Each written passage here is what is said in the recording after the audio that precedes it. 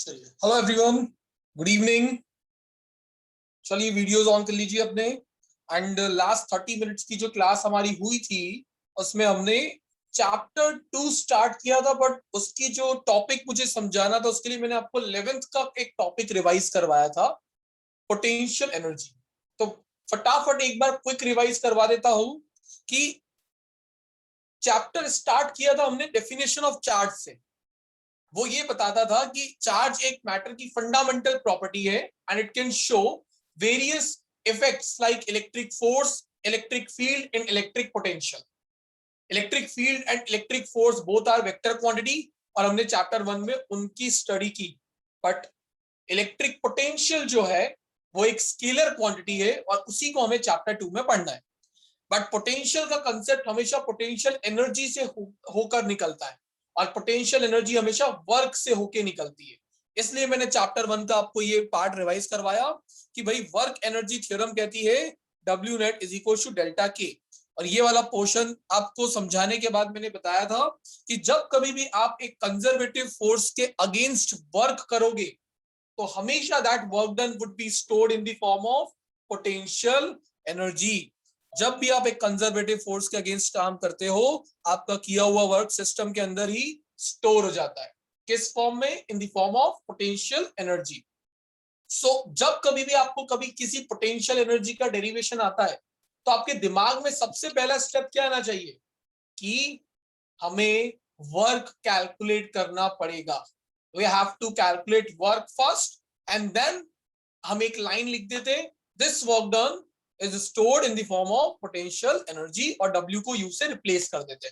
उसी का मैंने आपको एग्जांपल भी दिया था कि अगर एक बॉल को आप ग्राउंड पर रखते हो तो उसकी पोटेंशियल एनर्जी 0 होती है, पर H हाइट पे रखने पर वो mgh हो जाती है। तो ये पोटेंशियल एनर्जी आती कहां से है?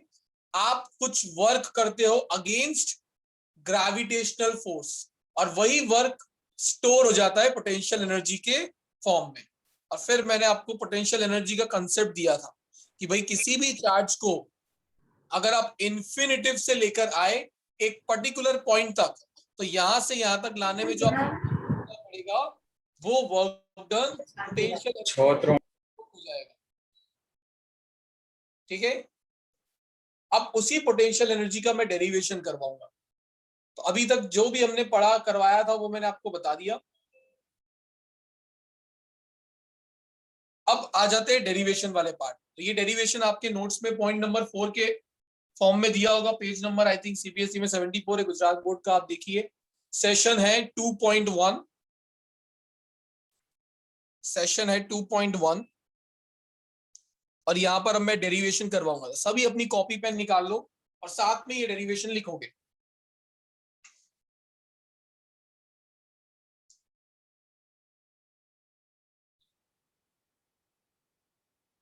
इतने सारे वीडियोस जो ऑफ आ रहे, कोई रीजन है खास? अच्छा, पार्श से बात करके मुझे एक चीज पता लगी कि सर ट्रेडिंग सिस्टम, और एक पुराने जमाने में था ट्रेडिंग सिस्टम, जब करेंसी नहीं होती थी तो मुझे जब कुछ चाहिए होता तो मैं फूड के बदले कुछ इंपॉर्टेंट चीज सामने वाले से ले लेता था, मेरी इंपॉर्टेंट चीज उसको देता था, उससे उसकी ले लेता था। इस तरीके से ट्रेडिंग चलती थी। तो उससे बात करके पता लगा आपके लिए वीडियो लेक्चर्स बड़े इंपॉर्टेंट होते हैं, मतलब ये रिकॉर्डिंग्स। हाँ भाई, एग्जैक्ट नेम वही जयमन ने, मैं बता नहीं रहा था पर बता दिया उसने, बार्टर सिस्टम बताया गया होगा आपको पहले। तो पार्श्व ने मुझे ये रियलाइज करवाया कि ऑब्वियसली बात है, एक हफ्ते के बाद अगर आपकी वीडियो रिकॉर्डिंग्स एक्सपायर हो जाती है तो बाद में रिवाइज करने के लिए चाहिए तो होती है। तो स्टूडेंट मेरे पास आते हैं, जो क्लास लेता है वही दे सकता है। तो मुझे लगा यार आपको जरूरत पड़ रही तो आप मेरा फायदा उठा रहे हो कि भाई वीडियो दे दो, जब मैं क्लास में बोल रहा हूँ वीडियो ऑन करो तब तो कर नहीं रहे हो। तो मैंने सोचा कि अब जब आप मुझसे वीडियो लेक्चर मांगोगे तो मैं आपको याद दिलाऊंगा, बेटा क्लास में शक्ल तो दिखी नहीं कभी मुझे, तो मैं क्यों दूं वीडियो लेक्चर। सो मैं सोचे अब मैं बोलूंगा नहीं, अब जब आप वीडियो लेक्चर मांगेंगे तब मैं आपको याद दिलाऊंगा कि बेटा क्लास में वीडियो ऑफ था तो कोई वीडियो लेक्चर नहीं मिलेगा। पेरेंट्स से बोलो बात करें मुझसे। अच्छा है ना, गिव एंड टेक सिस्टम। तो अच्छा है, चलो थैंक्स टू पार्शु मुझे ये रियलाइज करवाने के लिए। पार्श्व को तो कभी चाहिए ही नहीं, पार्श्व ने डिसाइड कर रखा है कि सर वीडियो ऑन करने में क्या रखा है, मैं खुद ही पढ़ लूंगा। मुझे क्लास में ये तो पता रहता है वीडियोस किस किस के ऑन रहते हैं, तो वही मैसेज करना वीडियो रिकॉर्डिंग्स के लिए, बाकी गलती से कर मत देना, कोई टीचर दूसरा देगा नहीं। ठीक है, तो ये तो थी थोड़ी इधर उधर की बातें। अब आ जाते हैं टॉपिक पर।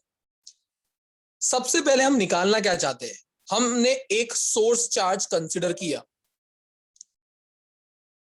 एक तो इतना लेट लेट भी आता है। सोर्स चार्ज, हम ये सोर्स चार्ज का पोटेंशियल निकालना चाहते हैं। जिस तरीके से इलेक्ट्रिक फील्ड निकालते थे वैसे ही पोटेंशियल निकालना चाहते हैं। कितना दूर? सोर्स चार्ज से r डिस्टेंस दूर, इस पॉइंट पर, पॉइंट P पर। अब कंसेप्ट क्या बनाया गया फिजिक्स में पोटेंशियल निकालने का? फिजिक्स के अकॉर्डिंगली वो बोलते हैं कि एक टेस्ट चार्ज पकड़ो, एक बकरा, और उस टेस्ट चार्ज को यहां से यहां तक लेके आओ against the electric forces of source charge. Obviously बात है, सोर्स चार्ज का कुछ ना कुछ तो फील्ड होगा, तो जब इस चार्ज को आप उठा के इधर ला रहे होंगे तो ये आने नहीं देगा, बट फिर भी आपको लाना। तो यहां से यहां तक लाने में आपको क्या करना रहेगा? वर्क। जैसे ही आप वो वर्क कैलकुलेट कर लोगे तो उस वर्क को अगर इसी चार्ज से डिवाइड कर दिया जाए तो मुझे मेरे सोर्स चार्ज का पोटेंशियल P पॉइंट पे मिल जाता है, और वही वर्क पोटेंशियल एनर्जी के फॉर्म में भी स्टोर हो जाता है। तो यहां से आप दो चीजें डिराइव कर रहे हो इनडायरेक्टली, एक पोटेंशियल एनर्जी का फॉर्मूला और एक पोटेंशियल का फॉर्मूला। तो सबसे पहले पोटेंशियल एनर्जी समझते हैं। इसको करने के लिए हमने बीच में दो पॉइंट्स कंसिडर किए, ए एंड बी। ये इतने नजदीक है, इतने नजदीक है कि इतने नजदीक पूछो ही मत। dx डिस्टेंस, मतलब अगर मैं कहीं डी लगा रहा हूं तो समझ जाने का वो बहुत छोटा डिस्टेंस, इतना छोटा कि आप ए और बी को अलग अलग भी ना देख पाओ अगर एक्चुअली dx डिस्टेंस की बात करो। तो हमने क्या सोचा कि जब मैं इस चार्ज को इन्फिनिटिव से पॉइंट पी तक लेके आ रहा हूं तो भाई ये दो पॉइंट्स भी बीच में तो आएंगे। तो सबसे पहले हम इस टेस्ट चार्ज को ए से बी तक ले जाने का वर्क कैलकुलेट करेंगे, और आप देख सकते हो कि बस छोटा सा डिस्प्लेसमेंट कवर किया है तो वर्क डन भी छोटू निकल के आएगा।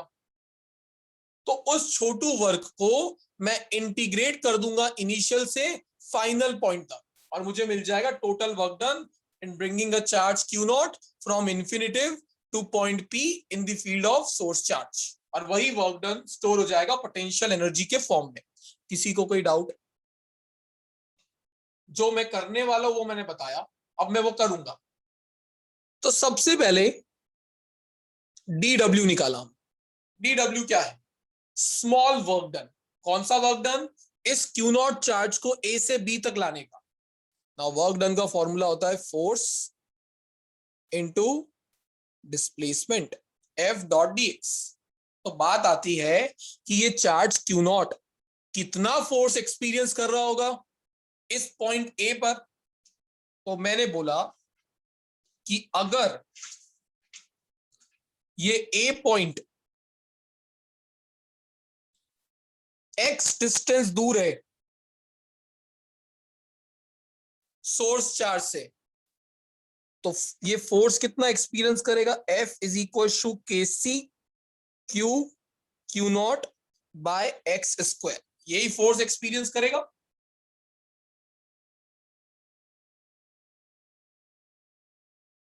अब आप ध्यान से देखो तो ये चार्ज पॉजिटिव है, तो जब मैं इसे इस सोर्स चार्ज के नजदीक लेके आ रहा हूंगा तो मेरा टेस्ट चार्ज एक रिपल्सिव फोर्स एक्सपीरियंस करेगा।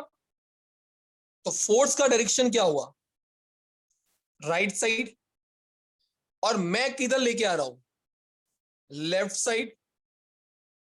तो फोर्स एंड डिस्प्लेसमेंट के बीच में एंगल कितना बना? 180 डिग्री, 180 डिग्री। तो यहां पर अगर वैल्यू सब्स्टिट्यूट करूं तो F dx cos theta, force का value kc Q not by x square into dx और cos 180 डिग्री, cos 180 होता है -1, तो फाइनल फॉर्मूला कितना है kc capital Q small q not by x square to dx। ये मेरा आगे स्मॉल वर्क डन जो A से B तक ले जाने में मुझे करना पड़ा।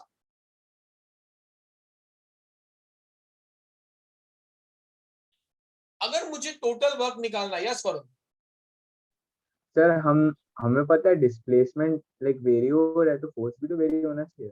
हो सकता है, तो पर तूने ध्यान से सुना नहीं हमने मेरी बात ओ कि पॉइंट ये इतना नजदीक है, इतना नजदीक कि मैं पॉइंट ए का डिस्टेंस Q से x बोलूं या पॉइंट बी का डिस्टेंस Q से x बोलूं, एक ही बात।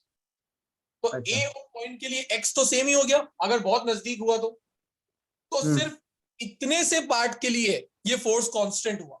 मैं क्या बोल रहा हूं, पूरे के लिए हुआ, तभी तो मुझे स्मॉल वर्क डन निकालना पड़ रहा है, नहीं तो मैं डायरेक्ट ही निकाल सकता हूं। ठीक है, ओके सर। गुड। अब for total work done we have to integrate above equation by putting proper limits. A gentle reminder to everyone, next class उनका लास्ट क्लास होगा जिन्होंने चैप्टर 1 का होमवर्क कंप्लीट नहीं किया। सो मैं हर क्लास में याद दिला रहा हूं, मेरी साइड से मेरा काम कर रहा हूं।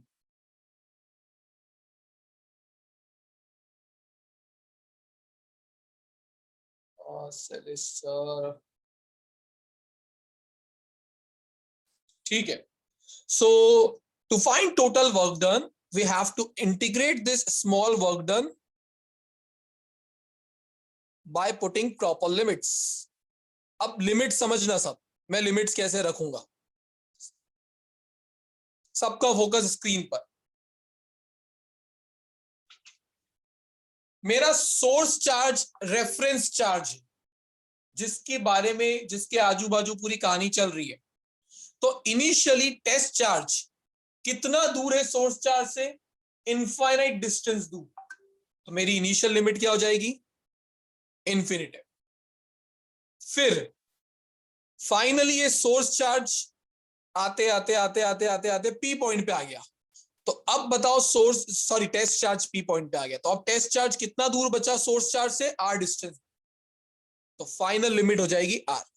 तो initial limit to final limit, ये मेरा इंटीग्रेशन होने वाला है। क्लियर है? Again repeat, initially source charge is infinite distance दूर from source charge, sorry source test में भी कंफ्यूज हो रहा हूं। टेस्ट चार्ज जो है वो सोर्स चार्ज से इन्फिनिट डिस्टेंस दूर है, बट फाइनली जब मैं उसको लेकर पी पॉइंट पे आ जाऊंगा तब वो कितना दूर रह जाएगा, सिर्फ आर। तो फ्रॉम इन्फिनिटी टू आर हमें क्या करना है, स्मॉल वर्क डन का इंटीग्रेशन। अब रूल यहाँ पे फिजिक्स हो जाता है खत्म, जितना फिजिक्स में लगा सकता था मैंने लगा दिया, अब बेसिक मैथ्स लगाऊंगा यहां से। इंटीग्रेशन कहता है कि जितनी भी टर्म कांस्टेंट हो उन्हें निकाल दिया जाता है बाहर। तो K C Coulombian constant, capital Q small Q, ये तो आ गया बाहर। अब आप ध्यान से देखो तो इंटीग्रेशन में क्या बचेगा, 1/x², बट मेरी इच्छा 1/x² को ऐसा लिखने की, लिख दूं, ऊपर जाएगा तो -2 पावर हो जाएगा। Limits from infinity to are,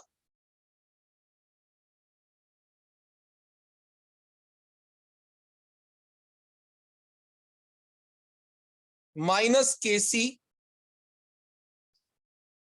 Q not as it is.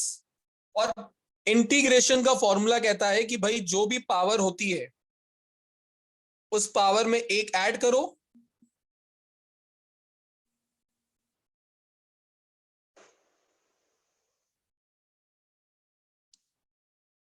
जो भी, एम आई ऑडिबल? ओके, जो भी पावर है उसमें एक ऐड करो और सेम पावर उठ के नीचे लिख दो उठाकर। तो ये मैंने कर दिया इंटीग्रेशन। पर लिमिट्स नहीं रखी है, तो इन्फिनिटी टू आर ये लिमिट्स हो गई। जिसको लगता है कि सर मैं तो भूल जाऊंगा फॉर्मूला क्या लगाया ये इंटीग्रेशन का, तो बाजू में लिखो x raise to the power n dx का अगर इंटीग्रेशन करते हो तो रूल के अकॉर्डिंगली वो होता है x raise to the power n+1 by n+1।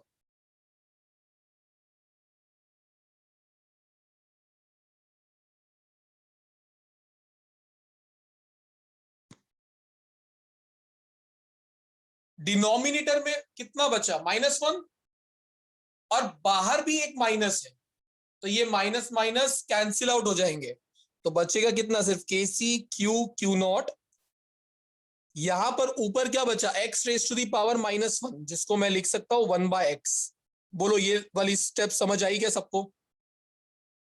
Denominator का -1 बाहर वाले माइनस को उड़ा देता है, और जो x की पावर में -1 था उसको मैंने 1/x लिख दिया, ऐसा लिखा जा सकता है, एक ही बात। अरे पार्श्व शक्ल दिख गई तेरी मुझे, नाइस। लिमिट्स पुट कैसे की जाए, तो अपर लिमिट मतलब पहले x की जगह r रख दिया जाता है, माइनस लोअर लिमिट फिर x की जगह इन्फिनिटिव रख देंगे। 1/∞ मैथ्स में बताया जाता है 0 है, तो यहां पे ये आपका आ गया टोटल वर्क डन। इतना वर्क आपको करना पड़ा, K C Q Q not by R. समझ में आया? देवम, आदि, कुशल, आनंदिता, देवव्रत, धीर वीडियो ऑफ रख के बैठा है, तरुष, यूवी। अब क्या बोलूंगा, now this work done would be stored in the form of potential energy. So U W को किससे रिप्लेस कर दिया, यू से, और कुछ नहीं करना है, और ये आपका पोटेंशियल एनर्जी का फॉर्मूला डिराइव हो गया, K C Q Q not by R. 11th standard gravitation chapter में भी किया था ये डेरिवेशन, पर वहां मासेस के लिए किया था, तो यहाँ पे Q1 Q2 की जगह वहां M1 M2 आ जाता, बाकी डिट्टो यही डेरिवेशन होता था वहां पर भी।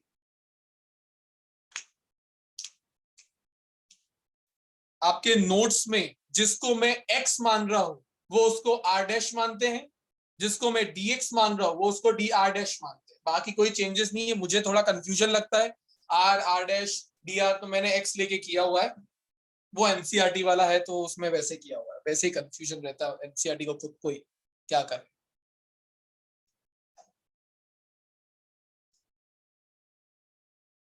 अब आपको बोला जाता है, जो कि मैंने स्टार्टिंग में बताया था, कि पहले हम पोटेंशियल वर्क निकालेंगे, फिर पोटेंशियल एनर्जी निकालेंगे, और उसके बाद फाइनली क्या निकालेंगे, पोटेंशियल। अब एक चीज समझो, याद करो, कितना आपको याद है, मैंने बताया था electric field is the property of source charge, वो किसी और पे डिपेंड नहीं करती है। अगर मैं एक चार्ज हूं तो मेरी फील्ड होगी, वो किसी और के आने या जाने से उस पर कोई फर्क नहीं पड़ना है। वैसे ही potential is also characteristic feature of point charge, source charge. तो अगर मुझे मेरे सोर्स चार्ज का पोटेंशियल आर डिस्टेंस दूर निकालना है, सोर्स चार्ज का पोटेंशियल आर, तो पोटेंशियल को रिप्रेजेंट किया जाता है वी से। तो जो मैंने ये टेस्ट चार्ज को यहां से यहां तक लाने में वर्क किया, that work done per unit test charge, ये टेस्ट चार्ज को हटा दूंगा मैं, वो होता है potential of source charge at that point. तो W की जगह क्या लिख दूंगा, इसको और U/Q भी लिख सकते हो, एक ही बात होती है, W या पोटेंशियल एनर्जी। तो K C Q Q not by R, ये तो आया आपका वैल्यू, अभी डिराइव करके डिवाइडेड बाय क्यू नॉट कर दो, क्यू नॉट से Q not cancel, this is your potential का formula of source charge. Very very important, K C Q by R. अगर आर स्क्वायर करते तो फील्ड बन जाता, K C Q by R square is electric field due to point charge, ये potential due to point charge. अगर यहाँ पे are square करते तो ये फोर्स बन जाता, याद करो, KC Q1 Q2 by R square force का फॉर्मूला होता है, बट R स्क्वायर नहीं किया तो वो पोटेंशियल एनर्जी होती है। अब आप देखो, तो ये जो पोटेंशियल है किसी भी सोर्स चार्ज का, वो किस पे डिपेंड कर रहा है? तो एक, खुद चार्ज के मैग्नीट्यूड पर, जितना बड़ा चार्ज उतना ज्यादा पोटेंशियल उस पॉइंट पर।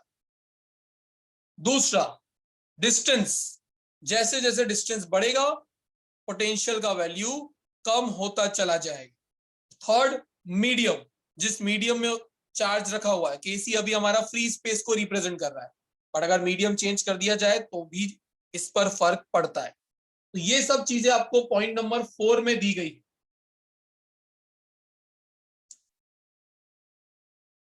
नाउ एक चीज यहां पर और मैं लिखवाना चाहूंगा आपको, जो यहाँ पे कहीं मेंशन नहीं किया हुआ है।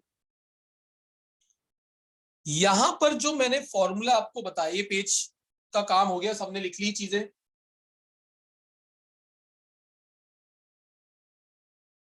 Okay okay okay. यहां पर जो मैंने V का फॉर्मूला बताया, वो एक्चुअली V नहीं है, वो डेल्टा V होता है, पोटेंशियल डिफरेंस। बट ये पोटेंशियल डिफरेंस को अभी मैं क्या लिखता, Vp minus V infinitive. Initially वो इंफिनिटिव पे था, फाइनल वो P पॉइंट पे आया। अब क्योंकि अगर मैं R का वैल्यू इनफाइनाइट कर दूं तो 1 अपॉन इनफाइनाइट क्या होता है, 0। तो इन्फिनिटिव पे पोटेंशियल एनर्जी हो या पोटेंशियल, वो इन्फिनिटिव पे क्या होगा, 0। इसलिए मैंने फॉर्मूला क्या लिखा, V is equal to W by Q, और यहाँ पे V P आ जाएगा इन दिस केस। बट अगर आपका दूसरा पॉइंट इनफाइनाइट नहीं होता, इंफिनिटिव पर नहीं होता, तो हर बार इसको आपको डेल्टा V ही लिखना होता। This is potential difference. अगर आपको 10th स्टैंडर्ड में 1 वोल्ट का डेफिनेशन याद है, ओम्स लॉ में पढ़ाया जाता था, तो उसमें यह बताया जाता था कि बैटरी जो चार्ज को मूव कराने के लिए वर्क करती है from one point two another, वही वर्क डन पोटेंशियल कहलाता है। मतलब जो वर्क डन उस चार्ज को करवाने में किया from one point two another, वही उसका पोटेंशियल डिफरेंस होता है दो पॉइंट्स के बीच। ऐसा 10th स्टैंडर्ड में कूलम्स लॉ में बताया जाता था। अब बहुत दूर हो गया 10th स्टैंडर्ड, तो अभी हाल मैं नहीं बोलूंगा। बट यहां से एक फॉर्मूला क्या बना वर्क का, Q delta we. Very very very very important. अभी इसके ऊपर बहुत सारे कंसेप्ट सिखाऊंगा आपको। तो आपको इस डेरिवेशन में जो बाजू में जगह खाली दिख रही है कहीं पर भी, वहां पे पेंसिल से अच्छे से लिख लो बड़ा, पोटेंशियल का वर्क का formula in terms of potential difference. बहुत इंपॉर्टेंट है। Q delta we. Delta we क्या है, पोटेंशियल डिफरेंस। क्यू तो चार्ज पता ही है, और ये वर्क। अब सबको एक टास्क दे रहा हूं, पूरा पॉइंट नंबर 5 रीड करो, और अगर कोई डाउट निकल के आ रहा है तो पूछो। एक तो आएगा, नहीं आया तो मतलब ढंग से पढ़ा ही नहीं, आप समझा ही नहीं ढंग से। जो चीज अभी मैंने डिराइव करवाई उसी के कंक्लूजन्स दिए कुछ, ये कंक्लूजन्स आपको पढ़कर समझने हैं। पॉइंट नंबर 5, सबके पास 3 मिनट का टाइम।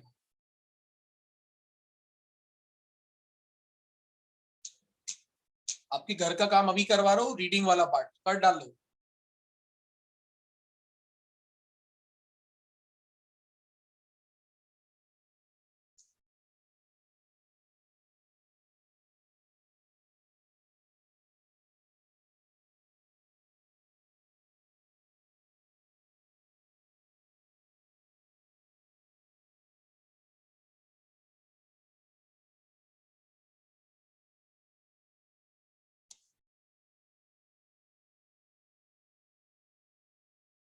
प्रीत, वो मैं तुझे अलग से दूंगा, अभी हाल देने लगा ना तो बाकी कंफ्यूज हो जाएंगे।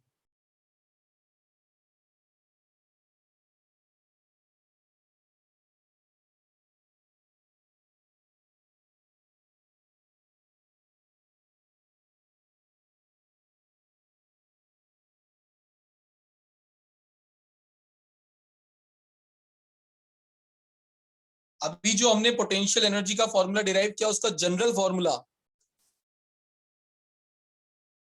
आपको अब से क्या याद रखना है, केसी Q1 Q2 by R. This is general formula of potential energy.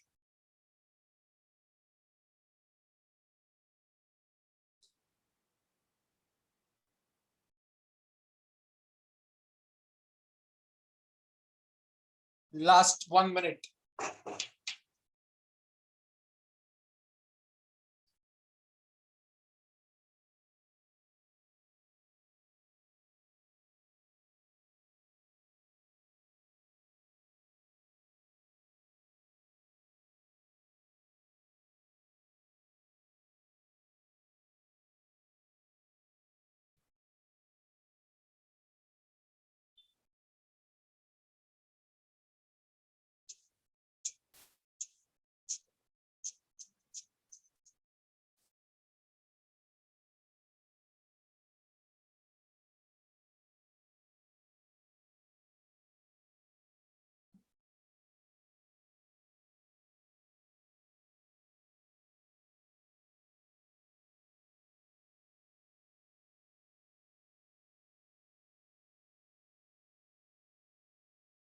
Yes, Varun.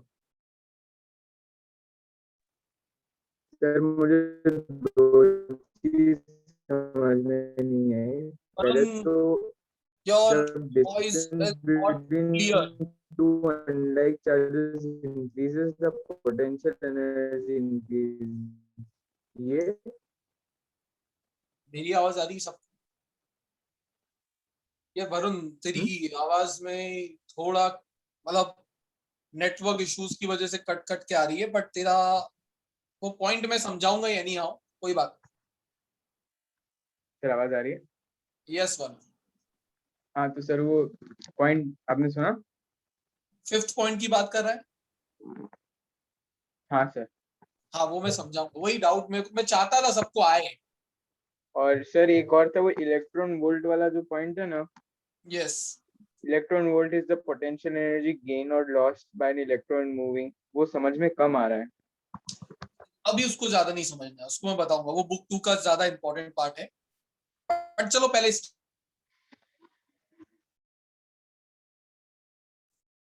For like charges मतलब या तो माइनस माइनस हो या प्लस प्लस हो।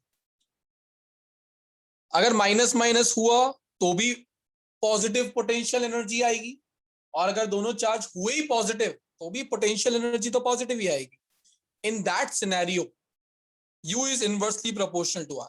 मतलब अगर मैं दोनों चार्जेस के बीच का डिस्टेंस बढ़ाऊं तो उन दोनों चार्जेस के बीच की पोटेंशियल एनर्जी कम होनी चाहिए। ऑब्वियस सी बात है, they both are inversely proportional. तो ये तो सबको समझ में आता है। बट 5th पॉइंट में उन्होंने बोला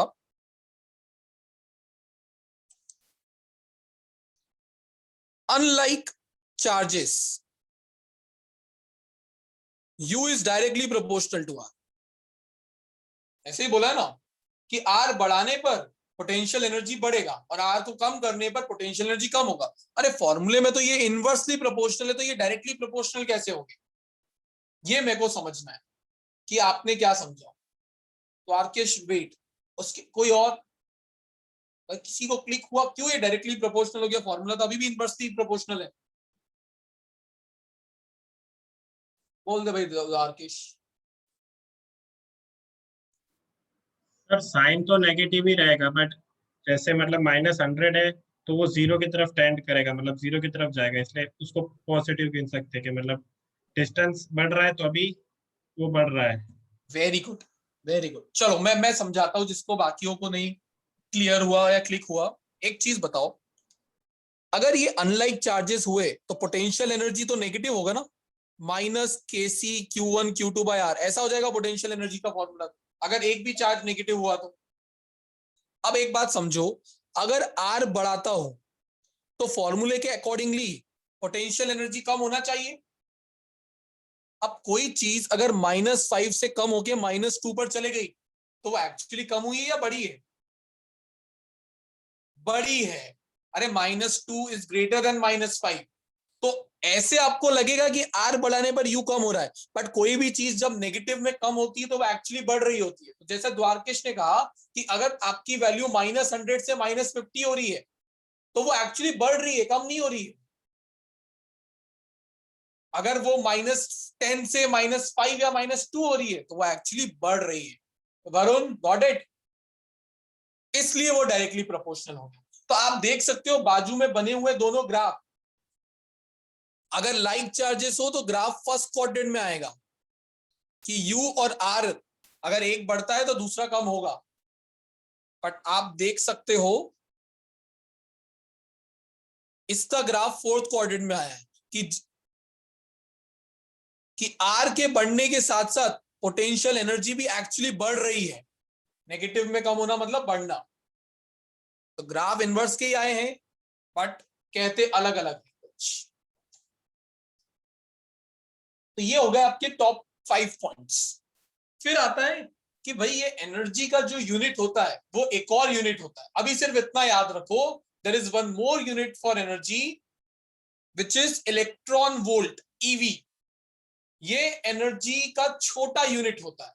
जूल इज बिगर यूनिट, इतना बड़ा कि आप हर जगह जूल को यूज नहीं कर सकते। जैसे केमिस्ट्री में आपको सिखाया गया है कि when electron is transferred from higher energy state to lower energy state, वो एनर्जी को डिसिपेट करता हुआ आता है।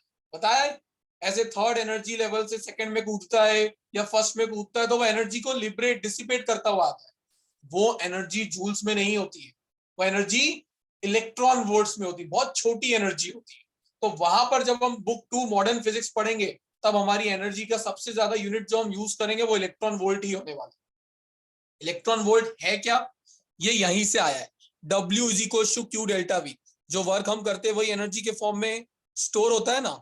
तो अगर एक इलेक्ट्रॉन को मैं वर्क करवा के इतना मूव करवाओ कि उन दो पॉइंट्स के बीच का पोटेंशियल डिफरेंस कितना हो जाए, 1 वोल्ट, तो जो वर्क मैंने किया होगा या जो एनर्जी स्टोर हुई होगी वो किसके बराबर होगी? 1 इलेक्ट्रॉन वोल्ट के बराबर। एक इलेक्ट्रॉन है जिसको मैं मूव कराता हूँ, इतना मूव कराया कि उन दो पॉइंट्स के बीच का पोटेंशियल डिफरेंस कितना हो गया? 1 वोल्ट। तो क्यू की जगह ई लिख दिया, पोटेंशियल डिफरेंस की जगह 1 वोल्ट लिख दिया, और फाइनल आपका एनर्जी का फॉर्मूला या यूनिट बन जाता है 1 इलेक्ट्रॉन वोल्ट। बट सिर्फ इससे ज्यादा और कुछ याद नहीं रखना क्योंकि बुक 1 में कहीं भी काम नहीं आने वाला है। सिर्फ आपको आइडिया दे दिया गया है कि इलेक्ट्रॉन वोल्ट इज ऑल्सो या another unit of potential energy या एनर्जी। जूल के अलावा भी यूनिट्स होते हैं और ये उसमें से एक यूनिट है। अब पॉइंट नंबर 6 पे जा रहा हूं, इंपॉर्टेंट है।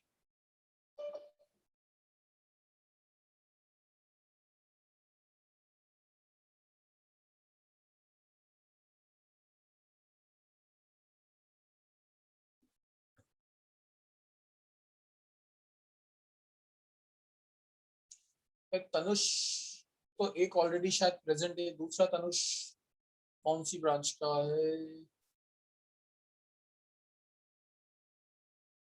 चलो दे देते हैं।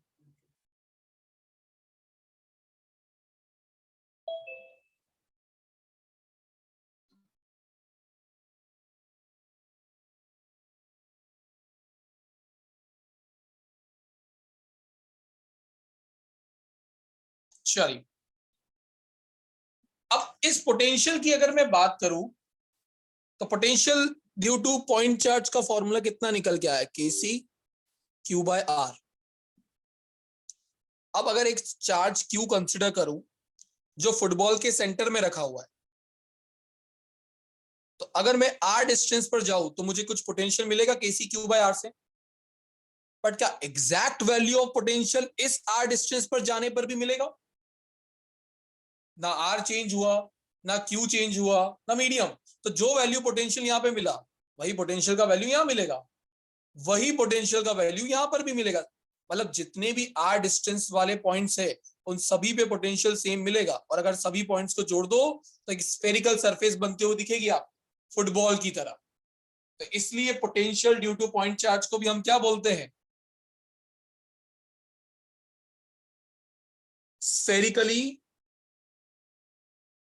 सिमेट्रिक। चार्ज के आजू बाजू अगर r डिस्टेंस पर ही जाओ तो सब जगह पोटेंशियल सेम मिलेगा, और उस प्रॉपर्टी को बोलते हैं स्फेरिकली सिमेट्रिक। फिर difference between u and v, पहला u is potential energy, v is electric potential. Potential energy is the system of two charges. Potential energy कभी भी सिंगल चार्ज की नहीं होती है, दो चार्जेस के बीच की होती है, सिस्टम की होती है potential energy. But potential is the characteristic feature of point charge. वो सिर्फ खुद का होता है चार्ज का, जैसे फील्ड चार्ज की होती है वैसे ही पोटेंशियल भी चार्ज की वजह से कुछ लोकेशन पर होगा, तो वो उस चार्ज का खुद का कैरेक्टरिस्टिक फीचर है। But potential energy is the system of two charges. Second, मेरा जो पोटेंशियल एनर्जी था वो टेस्ट चार्ज पर डिपेंड कर रहा था जिसको लेकर आ रहा हूं, but potential is independent of test charge, वो टेस्ट चार्ज पे डिपेंड नहीं करता है। ये दो पॉइंट्स आपको पॉइंट नंबर बी में दिए गए हों, तो ये याद रखिएगा। थर्ड पॉइंट जो यहां पे दिया हुआ है, आपने electric field due to point charge का फॉर्मूला चैप्टर 1 में डिराइव किया और बहुत बार न्यूमेरिकल में यूज किया है, kc/r²। और अभी हमने पढ़ा potential due to point charge, kc/r। ये इलेक्ट्रिक फील्ड r से इनवर्सली प्रोपोर्शनल होती है और पोटेंशियल भी इनवर्सली, पर यहाँ स्क्वायर था यहाँ r, तो एक ज्यादा जल्दी डिक्रीज होगी r के साथ और एक धीरे धीरे डिक्रीज होगी, तो उसके इनवर्स के ग्राफ आपको नीचे बना के दिए गए। बट अगर r का वैल्यू 1 हो जाए तो E और V का वैल्यू सेम ही हो जाएगा, क्योंकि r² भी 1 ही होता है और r भी 1 ही होता है, और ऊपर का तो कुछ चेंज हो नहीं रहा है। तो जिस पर्टिकुलर पॉइंट पे वो ग्राफ इंटरसेक्ट कर रहा है वहां देखो r का वैल्यू 1 होगा। इंटरसेक्ट करने का मतलब एट दैट पॉइंट E और V सेम हो जाते हैं। तो कभी ग्राफ बनाने को आए तो इतना बना देना, बाकी वैल्यूज लिखने की जरूरत नहीं है कि सब वैल्यूज लिखी जाए, सिर्फ इंटरसेक्शन वाली पॉइंट्स की r का वैल्यू लिख देना, दैट्स इनफ। अब बात आती है कि अगेन चार्ज 1 2 3 थोड़ी ना होते, चार्जेस तो बहुत ज्यादा है। तो ऐसे अगर मैं एक चार्ज बोलूं Q1, एक चार्ज बोलूं Q2, एक चार्ज बोल दिया Q3, और तीनों का पोटेंशियल इस पॉइंट पे निकालना है, पॉइंट P। पॉइंट P का डिस्टेंस Q1 से कितना है? R1, Q2 से कितना है? R2, और Q3 से कितना है? R3। तो इस पॉइंट का नेट पोटेंशियल कैसे निकाला जाए? अब अच्छी चीज क्या है, इलेक्ट्रिक पोटेंशियल एक स्केलर क्वांटिटी, तो डायरेक्शंस के झमेले पड़ने ही नहीं वाले इस चैप्टर में। तो अगर नेट पोटेंशियल पॉइंट P पे निकालने को आए तो कैसे निकालोगे?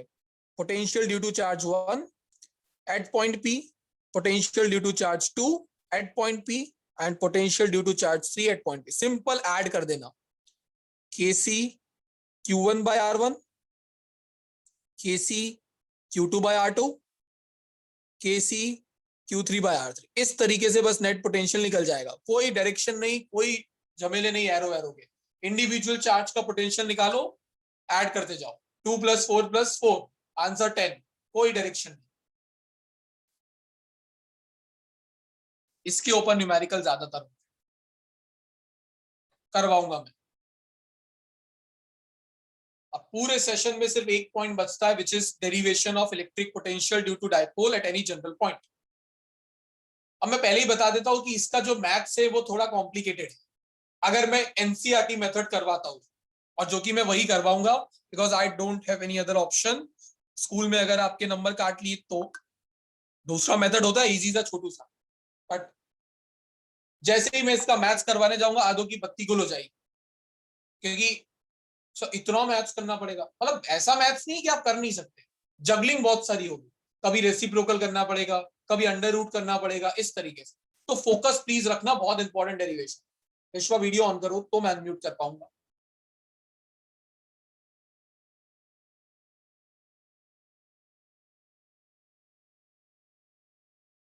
तस्वी, कश्वी, आनंदिता, पार्श्व, दिया, देवम, ध्रुवी, प्लीज वीडियो ऑन करो अपने। धीर, दिया, पांशु, यस विश्वा। सर आपने R=1 के बाद क्या पढ़ा है? मतलब मेरा नेटवर्क इशू था ना, तो मैं मीटिंग से लीव हो गई थी। R=1 के बाद मैंने पॉइंट नंबर 7 समझाया है कि अगर बहुत सारे चार्जेस हो, ओके कश्मीर, बहुत सारे चार्जेस हो और सबका नेट पोटेंशियल एक पर्टिकुलर पॉइंट पे निकालना हो, तो rule is simple, individual charge का निकालो उस पॉइंट पे और ऐड कर दो। तो Q1 का पोटेंशियल पॉइंट P पे क्या होगा? KC Q1 by R1। Q2 का पोटेंशियल पॉइंट P पे क्या होगा? KC Q2 by R2। और Q3 का पोटेंशियल P पॉइंट पे क्या होगा? KC Q3 by R3। Simply add कर दो और आंसर आ जाएगा। ये बताया मैंने।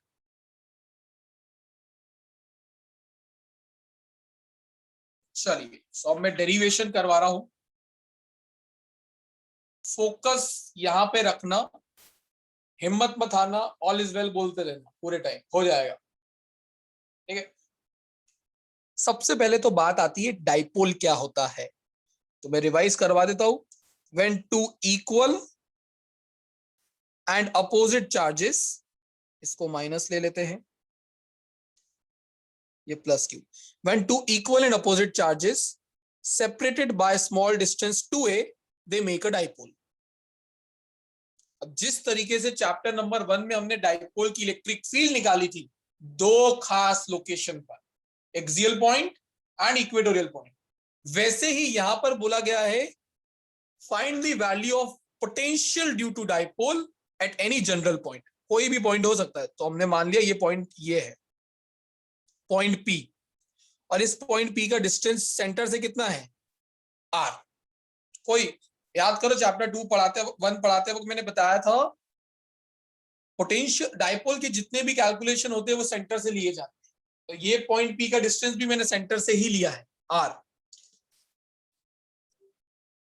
अब अगर मुझे नेट पोटेंशियल P पर निकालना हो तो मैं क्या करूंगा? अभी मैंने तरीका बताया, नेगेटिव चार्ज का पोटेंशियल P पे निकालो, पॉजिटिव चार्ज का पोटेंशियल P पे निकालो, ऐड कर दो, आंसर आ जाएगा।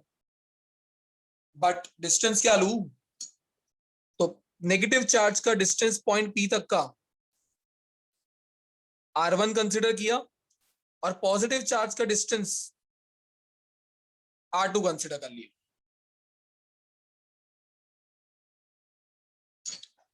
यहां पर डाइपोल मोमेंट का डायरेक्शन मैंने आपको बताया था, from negative to positive charge होता है, याद है? डाइपोल मोमेंट होता है जो एक डाइपोल की स्ट्रेंथ बताता है, और वो कहां से कहां की तरफ होता है? From negative to positive charge. अरे सुन लो यार, ठीक है, तो ये मैंने एरो बना दिया, फ्रॉम नेगेटिव टू पॉजिटिव।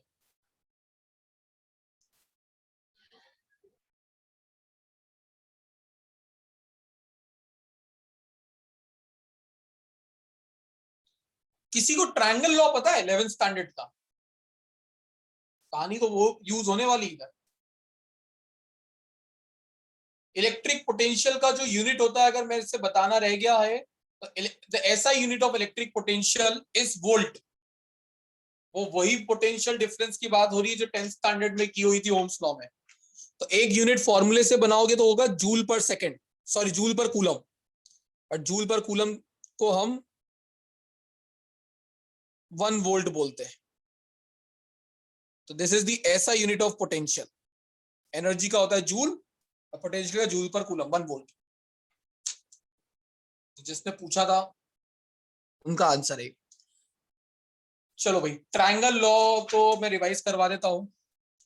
किसी ने बताया था ट्रायंगल ऐसा दिखता है, 3 साइड से मिलके बनता है, पता है ना? याद है भाई, इतना तो याद है।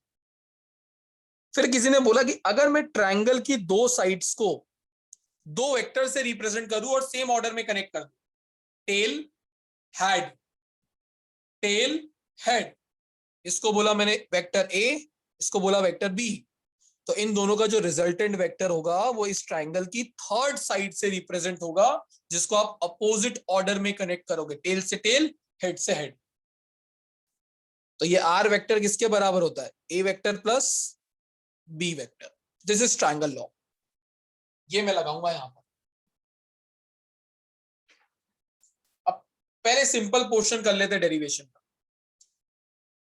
अगर मुझे नेट पोटेंशियल पॉइंट पी पे निकालना है तो potential due to negative charge plus potential due to positive charge, simple. Potential due to negative charge का formula minus K C Q by R1, positive charge का K C Q bye R2। अगर के C Q को common ले लिया जाए तो bracket में क्या आ जाएगा, 1/R2 माइनस 1/R1। देख लो, यहां तक कोई किसी को डाउट है क्या? कुछ भी डाउट हो यहां तक तो पूछ लो। अब इसके बाद ऑल इज वेल बोलेंगे हम सब हर स्टेप के बाद, हाँ, कि यहीं पे बने रहना।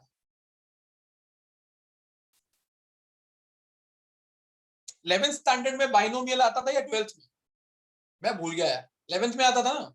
हाँ ठीक है, ठीक। मैथ्स में एक चैप्टर होता है फॉर बायोलॉजी स्टूडेंट, ऐसा ऐसा कंफ्यूजन फील मत करना। मेरा टास्क क्या है यहाँ पर, R1 R2 निकाल, पूरा झमेला सिर्फ ये 1/R1 1/R2 के लिए करूंगा। अब आप ध्यान से मेरे इस डायग्राम को देखो तो मैंने एरोज भी बताए, वो बेसिकली वेक्टर्स की तरह ट्रीट होंगे यहां पे। तो ये पॉइंट को नाम दिया A, इसको नाम दिया B, इसको नाम दे दिया P, जो पहले से दे रखा है। सो इन ट्रायंगल AOP दिख रहा है, AOP, अगर मैं ट्रायंगल लॉ लगाऊं, A vector plus R vector is equal to R1 vector होगा। देख लो, जो दो साइड से सेम ऑर्डर में कनेक्टेड मैंने साथ में लिख दिया और अपोजिट ऑर्डर वाली को अलग से लिख दिया, दोनों का सम कर। This plus this is equal to this R1। अब ट्रायंगल लॉ और पैरेललोग्राम लॉ अलग अलग नहीं होता है, तो फ्रॉम लॉ ऑफ पैरेललोग्राम अगर मैं R1 का मैग्नीट्यूड निकालता तो वो होता under root of A square plus B square plus 2AB cos theta. But under root को अगर LHS में भेजूंगा तो स्क्वायर हो जाएगा। यहां तक समझ आया? चलो, ऑल इज वेल काम करना है। A square plus R square plus 2AR cos theta. Now ये ले, एक बच्चा तो बेचारा नेट की वजह से बाहर हुआ है, इसमें बाहर हो गया।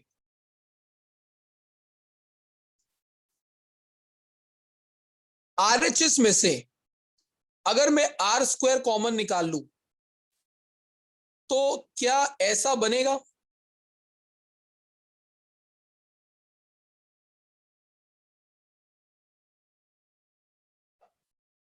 देख लो, अगर शक है तो निकाले हुए R स्क्वायर को मल्टीप्लाई कर दो अंदर, क्या ऊपर वाला इक्वेशन बन रहा है वापस से?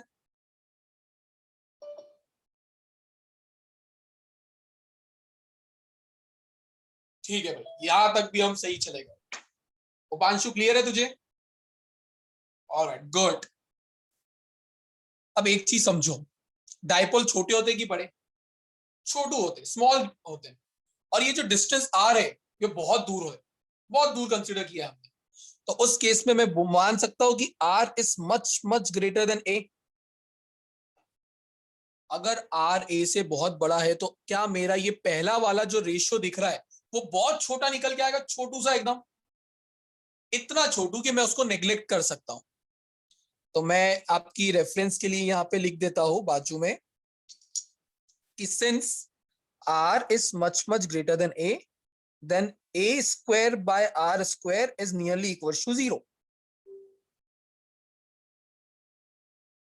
ये आपको फ्यूचर में भी याद रहे।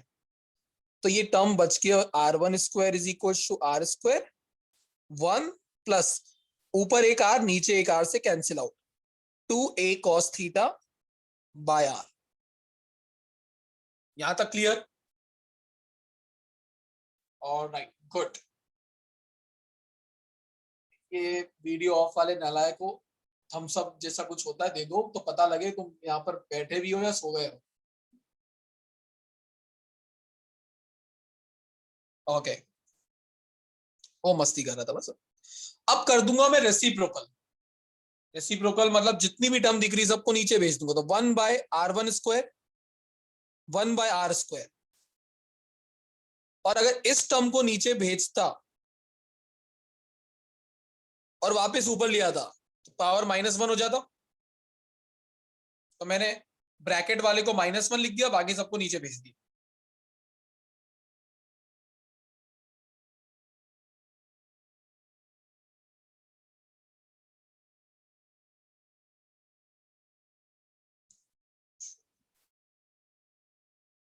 कोई डाउट यहां तक किसी को? मैं स्लो स्लो जा रहा हूं सो दैट हर स्टेप समझ में आ जाए। ऑलराइट, अब मुझे क्या चाहिए था 1/r1, और यहां पे क्या आ रहा है 1/r1 स्क्वायर, तो अंडर रूट लेना पड़ेगा। जैसे ही अंडर रूट लेता हूं ये टर्म देखो ऐसा दिखेगा, देखो देखो 1/r1 1/r स्क्वायर गायब हो गए, और इसको मैंने दे दिया 1 + 2a cos theta by r to the power -1/2। ऐसा होगा, -1/2 मतलब स्क्वायर रूट ले लिया, तो हाफ लगा रखा है बाहर। किसी को कोई डाउट हैंड रेज कर दो। देवम, काव्या, देवांश, जयमन, नुपुर, विश्वा, देवव्रत, रोहित, यस तनुष। सर तो ये 2a cos theta by r है, उसको भी हम लोग नेग्लेक्ट नहीं कर सकते क्योंकि वो भी बहुत छोटा ही हो जाएगा ना। कर सकते कर सकते, उसको ये इतना छोटा तो नहीं बोलूंगा मैं बस इसको क्या बोलूंगा, यहाँ पे तो क्या r स्क्वायर था, तो ये नीचे वाला टर्म बहुत बड़ा हो जाता, इधर r स्क्वायर नहीं है, तो इसके छोटे होने का मैं अलग तरीके से फायदा उठाऊंगा अगले टर्म में। अब देखो, फ्रॉम बाइनोमियल थ्योरम, अब देखो 10th 11th स्टैंडर्ड में मैथ्स वाले बाइनोमियल पढ़ के आए हैं, बायोलॉजी वाले को इतना झंझट सोचने की जरूरत नहीं है। सिर्फ इतना याद रखना, बाइनोमियल ये कहता है कि अगर ये रेशियो बहुत छोटा है, 2a cos थीटा छोटा है r के कंपैरिजन में, तो ये पावर उठ के अंदर आ जाती है। सिर्फ आप इस पावर को अंदर भेज सकते हैं। तो मेरा अगला स्टेप क्या होगा 1/r1 1/r, सिर्फ पावर को अंदर भेज रहा हूं, तो प्लस माइनस माइनस, ये 2 से ये 2 कैंसिल आउट हो जाएगा, तो सिर्फ बचेगा क्या a cos theta by r। देख लो आपका भी ये आ रहा है a cos theta by r। 90% tough part खत्म हो चुका है, देख लो अभी भी, ऑल इज वेल, डन। ये अंदर कैसे भेज पाया, ये आबरा का डाबरा अच्छा लगता है ना सुनने में, वैसा ही मैथ्स में ये बाइनोमियल थ्योरम लिखते हैं ऐसे आबरा का डाबरा, उससे वो पावर अंदर आ जाती है। तो मुझे मेरा 1/r1 मिल गया, जो चाहिए था वो मिल चुका है। अब सेम चीज मैं इस ट्रायंगल में करूंगा, r2 निकालने के लिए 1/r2 बहुत बड़ा हो जाएगा ना, इतना स्टेप r1 के लिए किया है तो उसको करने की जरूरत नहीं है। सिमिलरली सिर्फ यहां पे 1/r डेरिवेशन करके देख लो, वही आने वाला है, तो उसका डेरिवेशन करने की जरूरत नहीं है, हमने एक का किया इतनी मेहनत से, तो इसको दे दिया इक्वेशन नंबर 2 नाम, और इसको दे दिया इक्वेशन नंबर 3 नाम। इसको सिमिलरली करके लिख सकते हो। सिमिलरली फ्रॉम ट्रायंगल POB, ऐसा लिख देना, similarly from triangle POB 1/r2 ही आएगा। बस आपको डिराइव करने की जरूरत नहीं, पर खुद को सेटिस्फाई करने के लिए करना चाहते हो तो फ्री बैठो तब कर देना ये सेम स्टेप्स, इतनी तो मेहनत सर होगी नहीं, आपने बोल दिया बस, उसके बाद तो अब क्या ही करेंगे। ठीक है, अब क्या बोलूं, put the value of equation 2 and 3 in equation number 1। इतना झमेला किया क्या इक्वेशन 1 का 1/r1 r2 लाने के लिए, तो Vp is equals to KCQ। अब ध्यान से देखो स्क्रीन पर, एक बार लिखना बंद करो, एक बार के लिए 1/r1 की जगह जो मैं लिख रहा हूं वो बताना पता लगा क्या? 1/r minus a cos theta by r square, ये 1/r1 का वैल्यू मैंने सिर्फ ब्रैकेट ओपन कर दिया है, 1/r का मल्टीप्लाई कर दिया अंदर, तो ये 1/r बन जाएगा पूरा 1/r माइनस 1/r2, तो 1/r ये प्लस का माइनस बन जाएगा, नहीं ये माइनस है ना, ये यहाँ पे प्लस, मैंने कुछ गलत तो नहीं किया है ना, देख लेते। ठीक है ठीक है,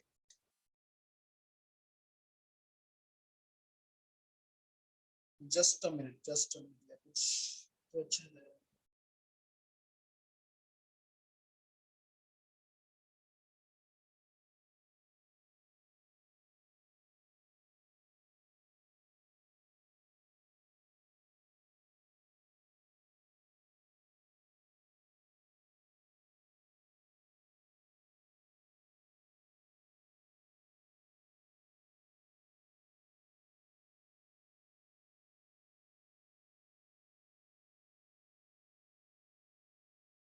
यस कश्मी।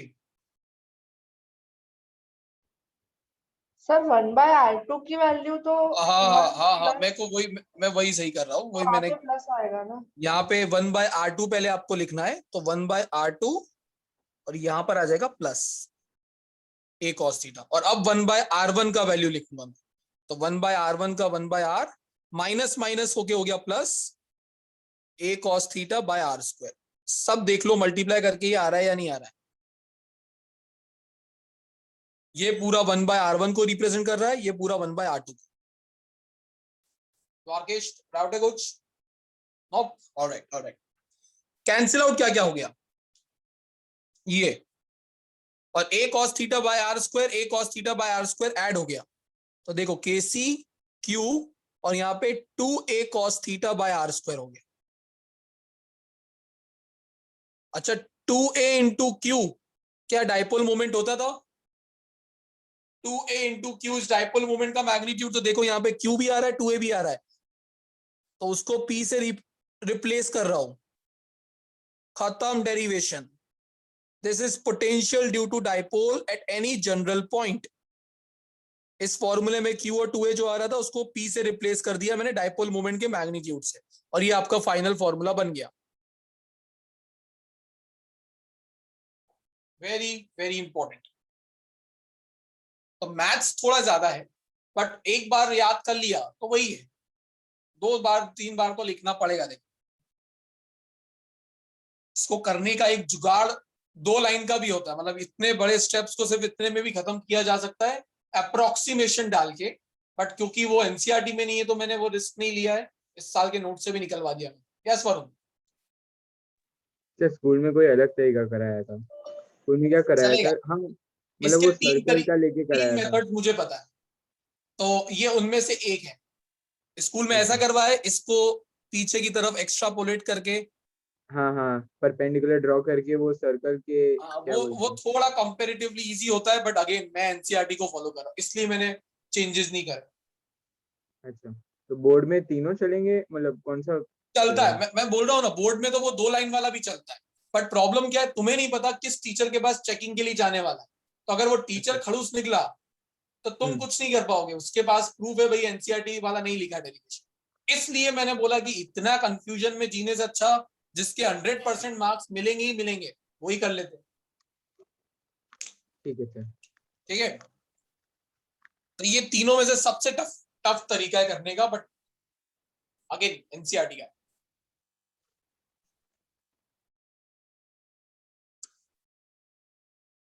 अब जनरली स्कूल की एग्जाम में कंफ्यूज करने के लिए इस क्वेश्चन को कैसे बोला जाता है?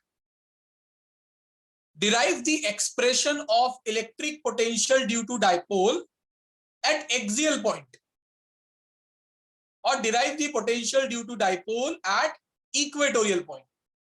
तो जो बच्चा बड़े तमन्ना से चैप्टर 1 का एक्सियल और इक्वेटोरियल पॉइंट का डेरिवेशन याद करके जाता है इलेक्ट्रिक फील्ड का, वो या तो वो लिख के आ जाता है क्योंकि सुना तो एक्सियल और इक्वेटोरियल पॉइंट वहीं पे था। और जो थोड़ा समझ के जाता है वो कंफ्यूजन में आ जाता है कि चैप्टर 2 में इलेक्ट्रिक पोटेंशियल पढ़ा हमने, बट कहीं पर भी एक्सियल और इक्वेटोरियल पॉइंट तो पढ़ा ही नहीं, तो फिर कैसे डिराइव करें। तो उन सभी के लिए, अरे ये तुमने जनरल पॉइंट पे निकाला है, एट एनी जनरल पॉइंट। तो अगर एक्सियल पॉइंट होगा तो स्पेसिफिक इस लाइन पर होगा वो जनरल पॉइंट, और इक्वेटोरियल पॉइंट होगा तो एग्जैक्टली इस डायपोल से परपेंडिकुलर होगा। और यहाँ पे फॉर्मूले में जो थीटा आ रहा है वो थीटा इस डायपोल मोमेंट और इस आर के बीच का ही एंगल है। तो आपको करना क्या होगा, आप ये सब करके आओ और फिर क्या लिख दो, फॉर एक्सियल पॉइंट थीटा या तो 0 होगा या 180, इसके अलावा दो पॉसिबिलिटी कुछ बन ही नहीं सकती। अगर आपका पॉइंट इधर हुआ तो डायपोल मोमेंट और आर सेम डायरेक्शन में आ जाएंगे, थीटा 0, और अगर इधर हुआ तो डायपोल मोमेंट और आर अपोजिट डायरेक्शन में चले जाएंगे। cos 0 1 होता है, cos 180 -1। तो आपका ये पोटेंशियल का फॉर्मूला कितना आ जाएगा वीपी पे, प्लस और माइनस kcp/r²। ये आपका एक्सियल पॉइंट पे पोटेंशियल निकल गया। और अगर बोला जाए फॉर इक्वेटोरियल पॉइंट तो cos 90 0 होता है। तो याद रखना पूरे के पूरे इक्वेटोरियल लाइन पर पोटेंशियल 0 होता है, पूरी की पूरी इक्वेटोरियल लाइन पर पोटेंशियल 0 होता है।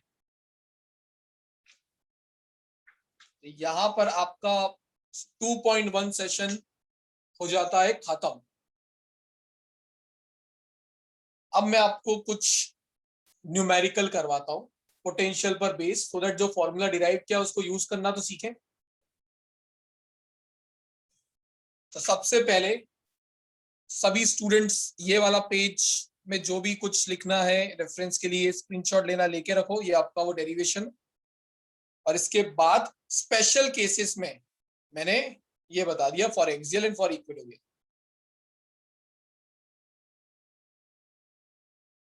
होमवर्क शीट 2.1 क्वेश्चन नंबर 10 और Gujarat board question number 11।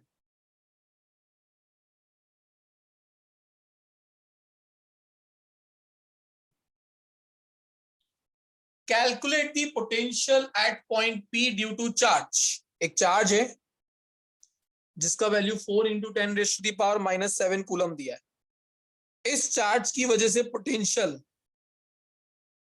P point पे निकालना है, जो कितना दूर है चार्ज से, 9 सेंटीमीटर। ये पहला पार्ट तो इजी हो गया। फ्यूचर में अगर मैं आपसे पूछूं तो बता पाओगे potential due to point charge का formula kcq/r। kcq/r potential due to point charge is kcq/r। kc क्या है, 9 × 10⁻⁹। q कितना दिया है, 4 × 10⁻⁻7, और r कितना दिया, 9 सेंटीमीटर। 9 से 9 कैंसिल, आंसर आएगा 4 × 10⁻⁴ वोल्ट। खत्म। चार्ज का पोटेंशियल P पॉइंट पे निकालना है। अगला पार्ट,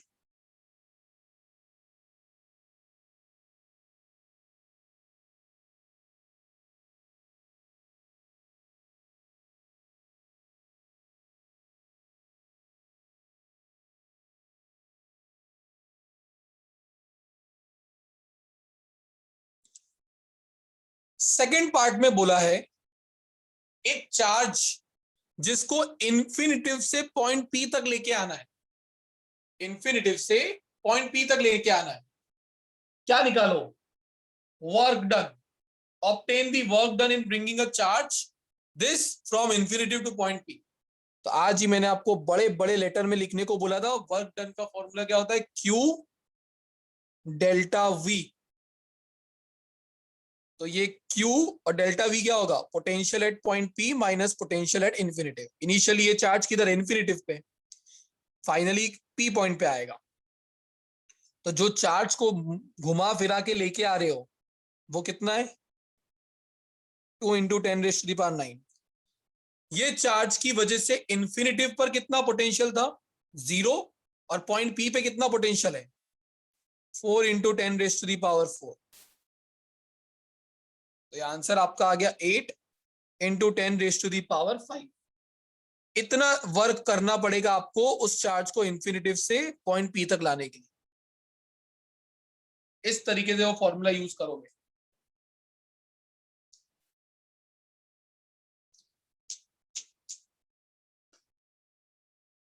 यहां पर एक पार्ट और दिया है, does the answer depend on the path along which the charge is brought. याद रखना, potential is a state function. Chemistry में बताया होगा ना, स्टेट फंक्शंस वो होते हैं जो सिर्फ इनिशियल और फाइनल पोजीशन पे डिपेंड करते हैं। तो इनिशियली वो इन्फिनिटिव पे है, फाइनली P पॉइंट पे। अब आप ऐसे लेके आओ, ऐसे लेके आओ, या ऐसे लेके आओ, फर्क नहीं पड़ता है। तो आंसर आपका पाथ पे डिपेंड नहीं करता है। Potential is a state function.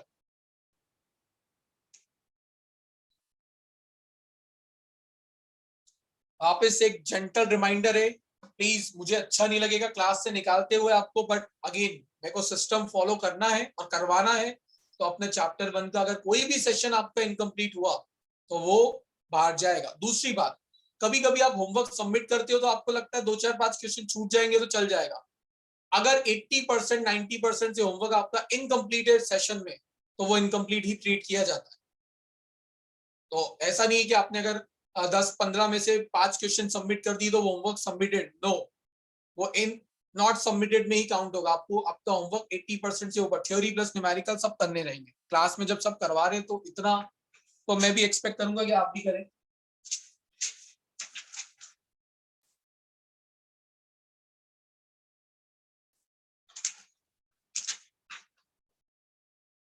चलो, आज लगता है मैंने कुछ 2 बड़े बड़े डेरिवेशंस करवा दिए, तो इससे ज्यादा लोड मैं देना नहीं चाहता हूँ।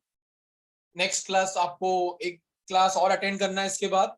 तो नेक्स्ट क्लास में मैं आपसे इस सेशन के ये जो प्लीज ये बच्चे को न्यूमेरिकल करने का ट्राई करना, बहुत इजी, शॉर्ट एग्जांपल में दिए भी होंगे, और कुछ डिस्कस करवा के 2.2 स्टार्ट करवा दूंगा, ठीक है। Those who have doubts stay, बाकी सायोनारा।